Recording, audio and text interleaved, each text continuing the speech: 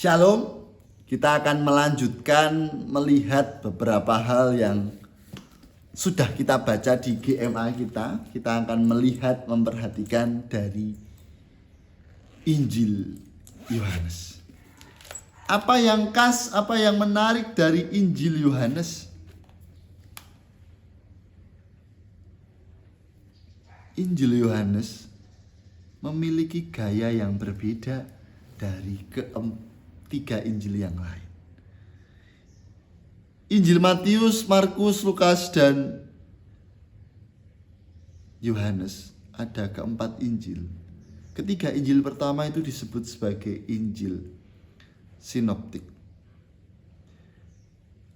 Ketika Injil Matius, Markus, Lukas melihat kisah Yesus dari sisi manusiawinya, Injil Yohanes justru lain.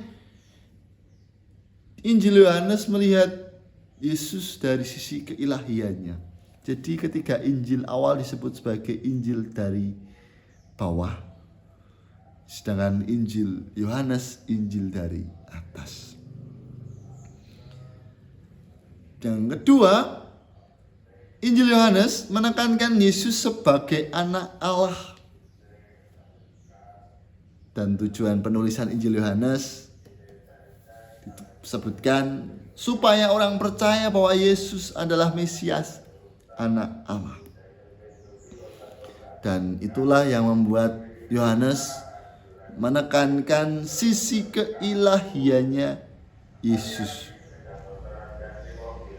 Yang ketiga, bagaimana Injil Yohanes membuka Injilnya itu menggunakan kalimat kata yang khas.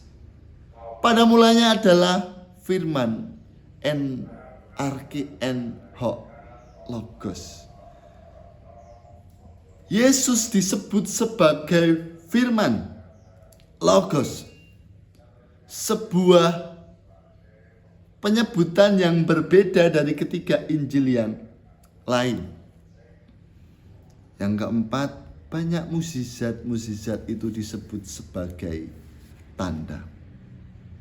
Yohanes tidak hanya menyebut mukjizat sebagai kuasa, tetapi tanda.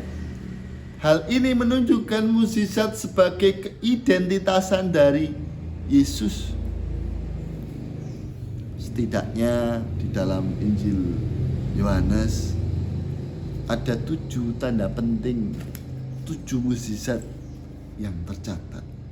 Pertama, air menjadi anggur, menyembuhkan orang sakit, memberi makan 5.000 orang, berjalan di atas air, menyembuhkan orang buta, membangkitkan Lazarus. Dan itu mukjizat-mukjizat. Belum lagi tentang membuat orang lumpuh berjalan. Dalam Injil Yohanes kita juga mendapati ego eimi, aku adalah. Perkataan Tuhan Yesus yang terkenal. Akulah roti hidup, akulah terang dunia, akulah gembala yang baik, akulah jalan kebenaran dan hidup.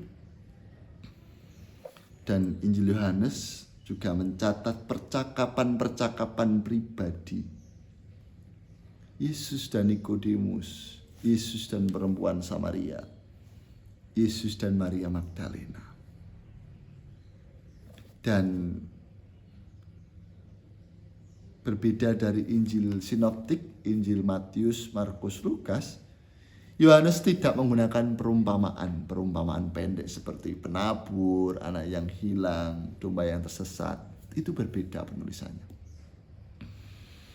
Dan kelahiran Yesus tidak dicatat, tidak diceritakan tentang gembala, orang Majus, Bethlehem, tidak ada.